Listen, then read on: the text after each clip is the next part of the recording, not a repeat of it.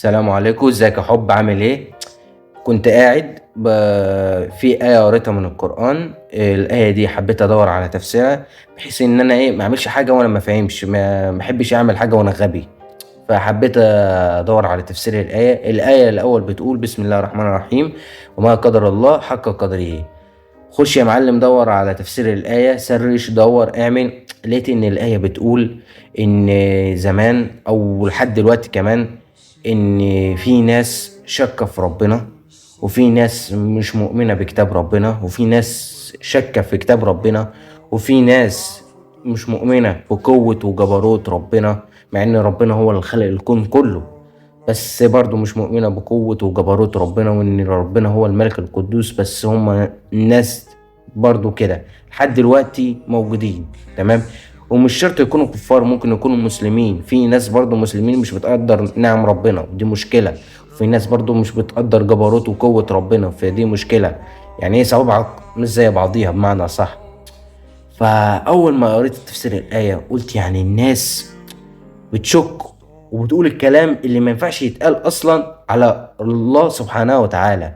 امال احنا يا بشر، إيه يعني امال انا او انت او اي حد بيبقى عايز مثلا يرضي الناس كلها او يخلي الناس كلها تحبه؟ طب ليه؟ فقاعد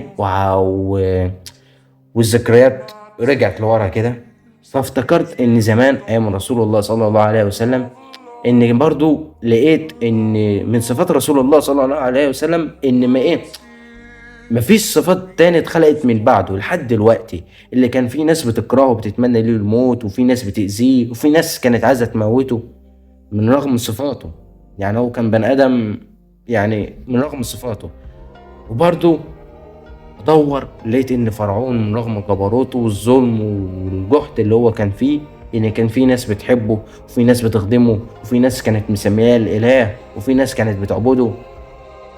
اللي عايز اوصله لك انك انت مهما تعمل من خير، مهما تعمل من شر، هتلاقي اللي يحبك وهتلاقي اللي يكرهك، وما تحاولش ترضي الناس كلها. تمام. واللي عايز اوصله لك كمان انك انت لو انت في حياتك عامة في بني ادمين بيكرهوك موجودين في حياتك، فاكيد يعني هيأثروا عليك بانتاج سلبي. فانت حاول دايما انك انت تطلع البني ادمين دول من بره حياتك، او انت هتبعد، بحيث انك انت تكون حالتك النفسية ترتاح. مع ان يا اخي الواحد يا اخي دايما في الدنيا حالات الناس اللي حوالينا عمالة تطلع، واحنا حالتنا النفسية عمالة تنزل تنزل تنزل تنزل، سنة تانية وتعدي الطبقة السابعة تحت الارض. يا راجل ايه ده؟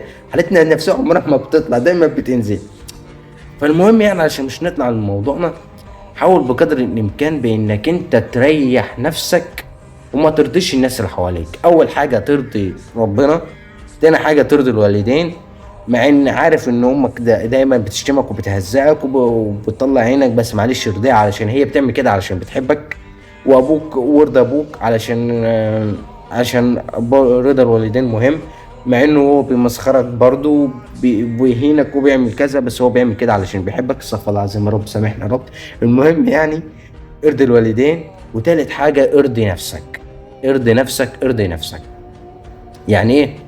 ارضي نفسك على قد ما تقدر. تمام. يعني البني ادمين الموجودين في حياتك هيدوك انتاج سلبي، طلعهم من بره حياتك او انت ابعد. بني ادمين مش مقدرينك، ابعد.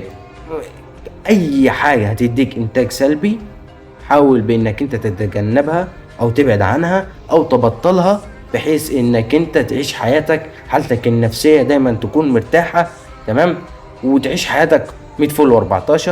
واسيب لك صوره في الفيديو بحيث انك انت تصدق كلامي على تفسير الايه، علشان ما تقولش ان انا هيلوط وبحور وبدي معاك في الكلام. وسلام.